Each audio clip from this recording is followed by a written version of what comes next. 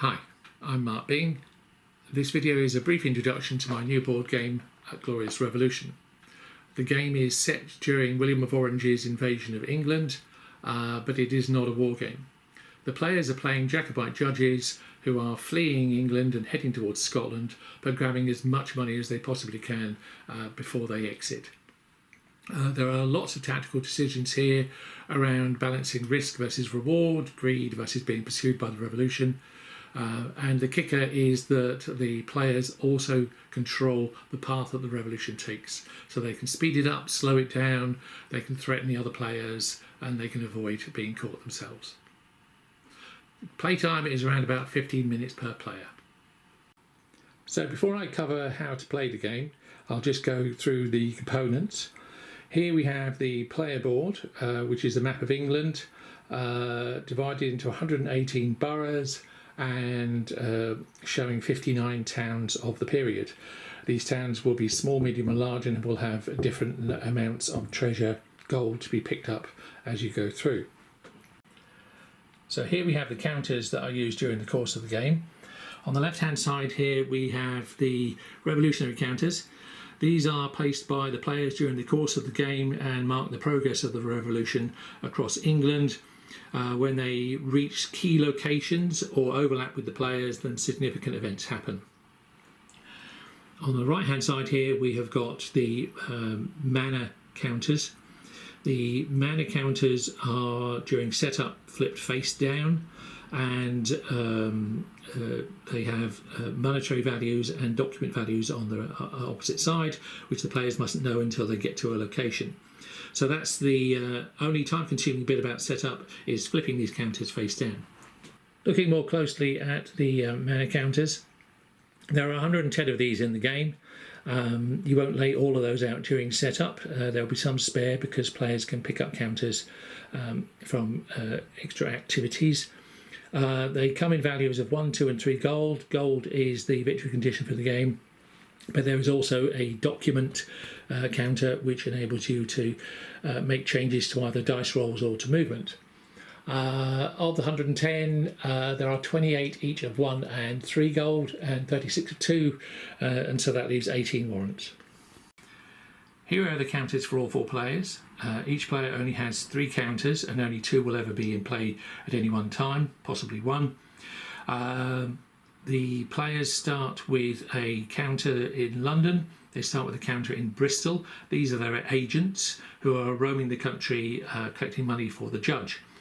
When one of those agents is lost by whatever means, the judge himself turns up and appears in York, like nearer to Scotland. And here we have the remaining components for the game. There is a 6-sided dice numbered 2, 3, 3, 4, 4, 5, so it never rolls a 1 or a 6. This dice is used by the first player each turn, so it is also the first player marker. And the first player rolls the dice, and that determines the number of action points that all players will have for that turn, and also that the revolution will have for that turn. Then there are a couple of player aids. They're double-sided. One side has the sequence of play and a reminder of the significant events that happened when the revolution meets certain criteria, such as arriving at Bristol and arriving at London and arriving at York. The other card is for placement rules, and this determines how the revolution is allowed to move through England. So there's just a couple of criteria there. And then last but not least are the 2 orange flag markers, and these are used to show areas of England that have been cut off by the revolution, and there are special rules about players having to backfill before the revolution can proceed further into England. So that's all the components and a quick introduction to why they're there. So end of game scoring. At the end of the game, the players will count up the total number of mana tokens that they have. They'll have been keeping those face down in front of them during the course of play, and only revealing the gold at the end to the other players. So they count up their 1s, their 2s and their 3s to a sum total. For every token that they've managed to get from Carlisle into Scotland, then they'll gain another 5 gold. So that might be your judge, which means you're still in the game. It might be your London agent, if he has managed to go that far north. It's very unlikely to be your Bristol agent, as the Bristol agents are taken out quite easily and quite early on in the game. At the end of play, the document tokens, or warrants as they're also called, add no extra value to the player's final score, so they should be used during the course of play.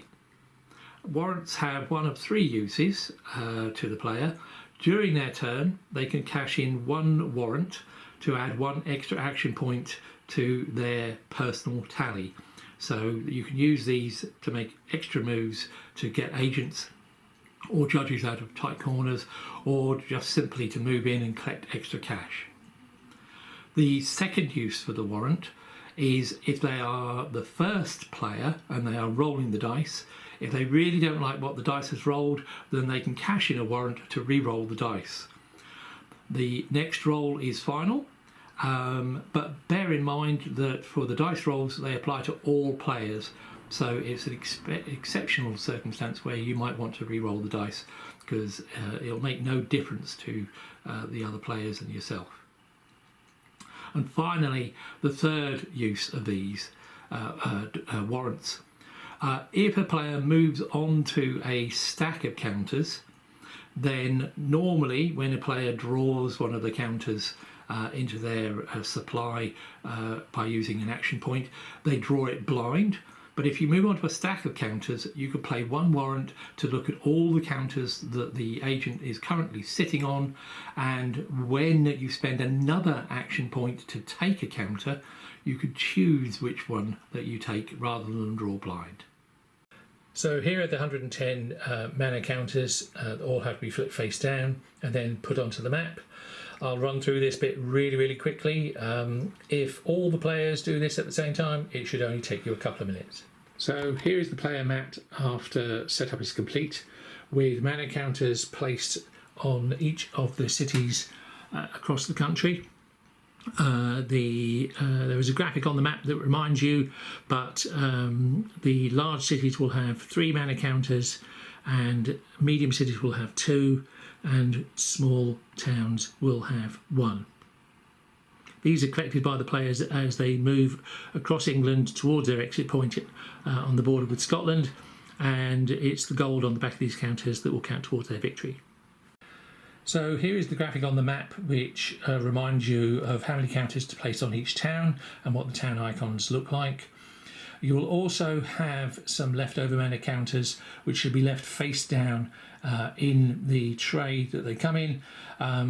If the players are able to stay overnight at their estate, then they can loot their own premises as such, and will take extra mana counters with them when they leave. So I've set up this board for just 2 players, yellow and grey. The agents marked with a B for all players are placed in Bristol, and the agents marked L for all players are in London, and all players will keep their judge in front of them to remind them what player colour they are. To start the game, designate a first player by whatever method you prefer, and they will roll that 6-sided dice. On the very first turn, the revolution is disembarking and arriving near Plymouth, so no revolutionary counters are placed during the first turn. So I'll resume play now after there have been a couple of turns. In this example, the first player rolled a 3, which the agents were able to use, but the revolution was unable to place any counters. And then they rolled a 2, so there are 2 revolutionary tokens now placed on the board, and the agents have moved a second time. And in this case, both players have moved their Bristol agents further away from Bristol and further away from the revolution. So let's go through a subsequent turn. So rolling the dice, let's say that the players have rolled a 3. So immediately 3 revolutionary tokens are passed to the last player, because it's always the last player that gets to place the revolutionary tokens. Then in turn the players can decide what they're going to do with agents. So on a turn, an agent can use one of their action points to move from one borough to another, and they can use another action point to pick up any mana tokens that they are co-located with. The player's choice as to which agents they move, how far and how often, is entirely up to the individual player, with the knowledge of where the revolution is and how close it is to them. So in this case, I've got the Salisbury agent who is going to move their 3 action points, and they're going to head to Winchester and pick up an action a mana token there. So moving into Winchester cost them 1 action point, picking up an action token, a mana token, cost them a 2nd action point, and then on their 3rd turn they're going to move into Portsmouth. Now they can't pick up the action point in Portsmouth on this turn. However, any agent that is co-located in a manor house or in a town where there is a mana token overnight, so before the first player is designated for the next round, overnight they can pick up any mana token that they're sitting on. So it's worthwhile to end your turn on a stack of mana tokens. However, be aware that players coming in after you might actually use action points to remove those, and then there's nothing left for you overnight. That is one of the tactical decisions the players have to make. Do they expect other players to take the money before they can get it? So I've completed the 3rd move for the players, and the agents are moving further and further away from the revolution. It still might catch them. Before I do the revolutionary move, so the last player will always place the revolutionary tokens on a particular go, and as you know, we had 3 tokens, 3 rolled on the dice this time, so the last player will have 3 tokens. Before I do that though, I'll just show you the other 2 graphics that are on the player board to help you manage in-play rules. So the first one is this one, and what it is if the revolution occupies a large cathedral city, then the revolution will gain popularity, gain revenue, and will gain 2 extra revolutionary tokens immediately to extend the player's turn. If they occupy a medium-sized town, then the revolution will gain 1 token, and if during the course of the entire turn the player occupies 2 small towns, they'll gain 1 token. The other thing that happens is that if the revolution occupies a town which has still got mana tokens on, then those mana tokens are transferred face down to this other area on the board, the cache. Now the tokens there are placed face down. None of the players get to look at them until the revolution finally reaches York. When the revolution reaches York, then all of those counters are flipped over by the player who actually occupied York, and every single one of the document tokens that is in that cache, which might be a few, or it might be none, or it might be a lot, then the revolution will gain 1 extra token for every document token. So as soon as the revolution reaches York, it can quite easily surge all the way to Scotland if there are a lot of those document tokens collected along the way. So resuming this example, let's look at the revolution's placement.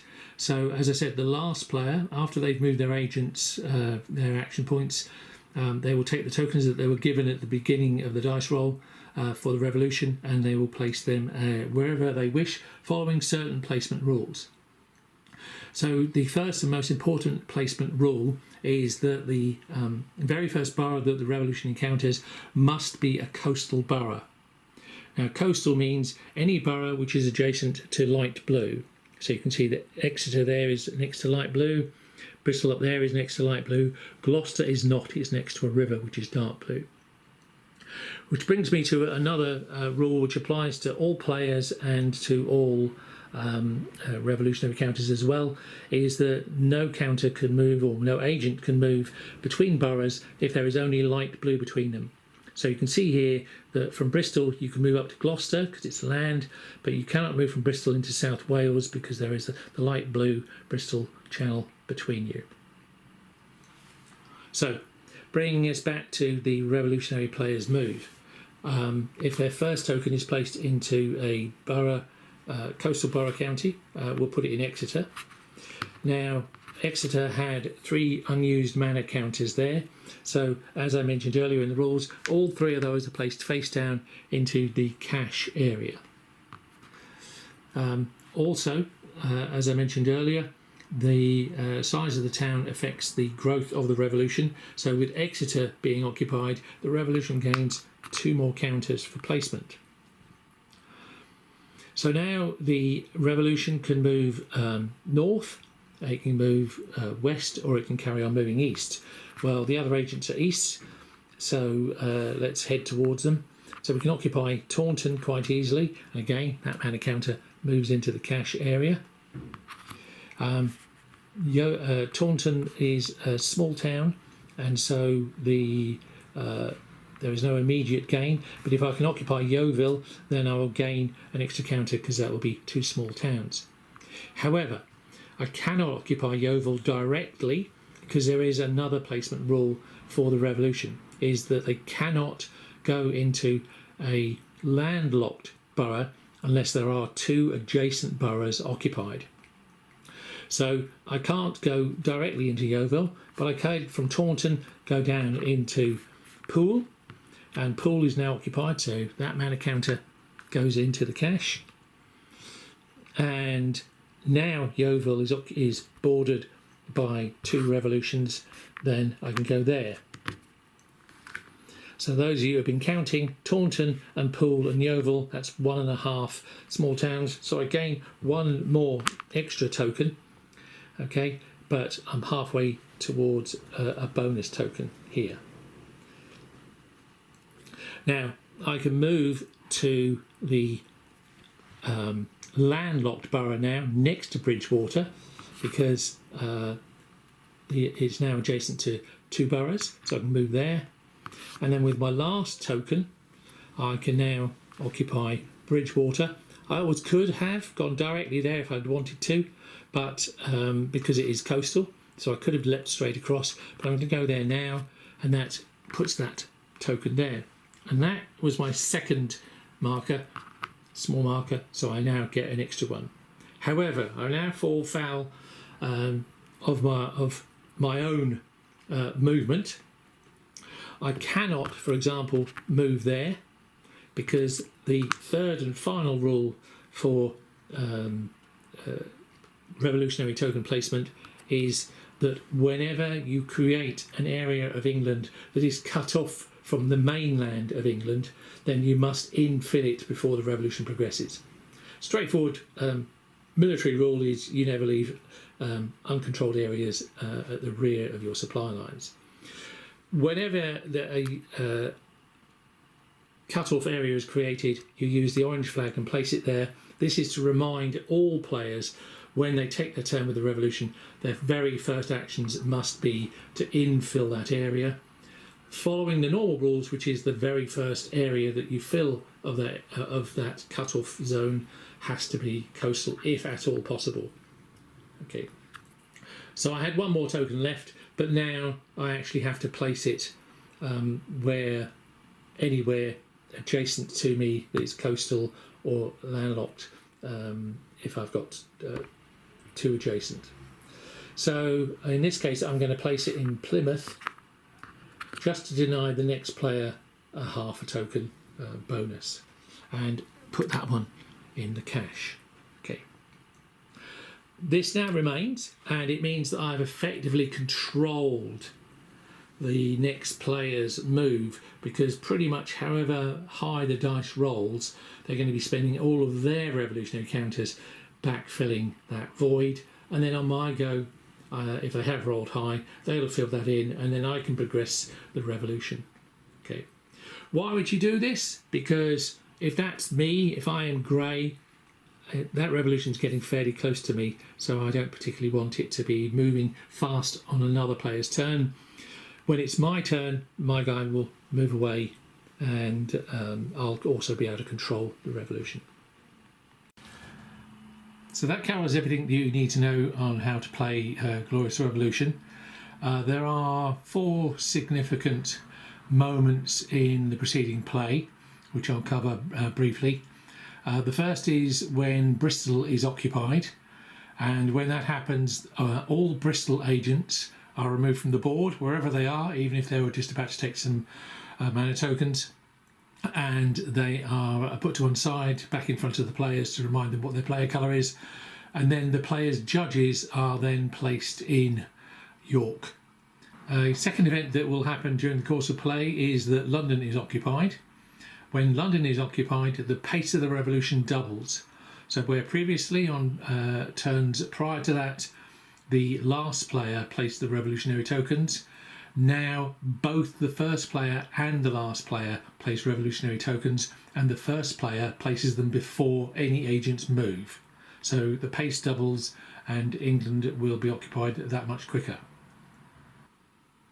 A third option for play, and this is optional, is that if a player manages to arrive at the northern estate belonging to their judge, and if the token stays overnight in their estate, then they can proceed to collect the family jewels and all the cash that's been hidden away over the years, and in doing so that player will be able to take 5 mana tokens from the tray of face down tokens that were left over at the beginning of setup.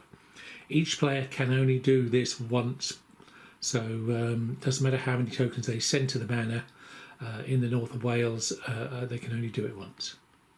And the third significant event that will happen during play is that York is occupied.